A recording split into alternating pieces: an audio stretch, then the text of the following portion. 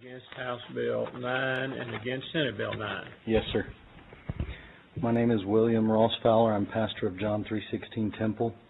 I'd like to take just a few moments to explain why I'm against these as a pastor, as a father, as a citizen, as a taxpayer, and as a Republican. As a father, my children can trace their heritage back to Robert A. Lee on my side. But on my wife's side, they can trace it back to her father, who was an immigrant to this country and now a legal citizen.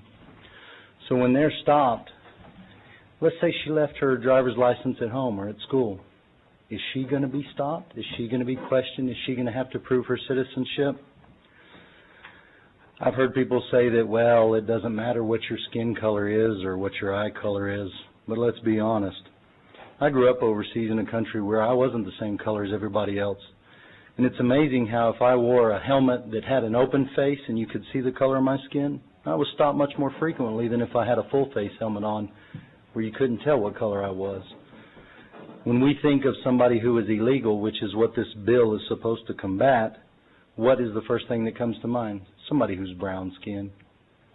I'm going to be honest with you. I think it would be horrible that my daughter was stopped and maybe even taken to jail. Or say my father-in-law was stopped and taken to jail just because he had forgotten identification at that moment.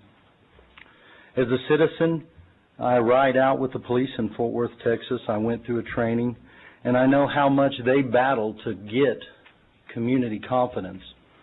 When we pass this bill, I'm curious if my neighbor, who happens to be illegal, sees me being attacked, sees my house being robbed, sees my home on fire. Is he going to be scared to call 911? So then I pay a price because he is concerned about his well-being.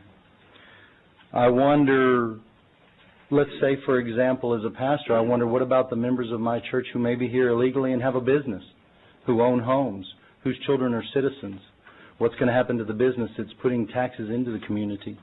What's going to happen to the children who are U.S. citizens? They'll either have to go with them and face maybe discrimination.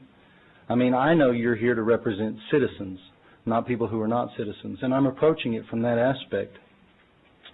As a taxpayer, I'm kind of curious who's going to pay for the training, who's going to pay for the increased incarceration cost. As a Republican, I'm kind of curious why we're alienating and pushing aside one of the fastest growing demographics. Listen, let's be realist here.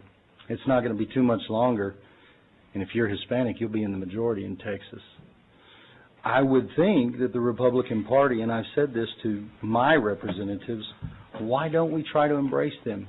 From the moral background that we have, I see many things, many planks of the Republican Party that go hand in hand with Hispanic society. Yet what we're doing is alienating them. Thank you. I appreciate your time. Well, hold on a second. I got a question. Would you finish your comments, please? Okay. I just think it's kind of concerning that what we're going to do is we're going to be getting people upset. And let's say, for example, in my wife's case, she's concerned about being stopped and asking for papers.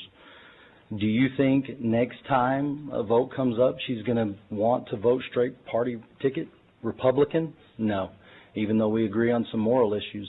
Right is right. Something needs to be done, but it needs to be something just and something fair. And I'm not really sure personally, sir, what is this law going to do different other than the federal law, other than political grandstanding, I think, for somebody's future political career. Mm-hmm. Let's forget future political careers and let's focus on representing the citizens that we're supposed to represent. What would you say your name was again? My name is William Ross Fowler. Let me know when you're ready to run for office. I'm a little too busy with church right now, but thank you, sir. Thank you.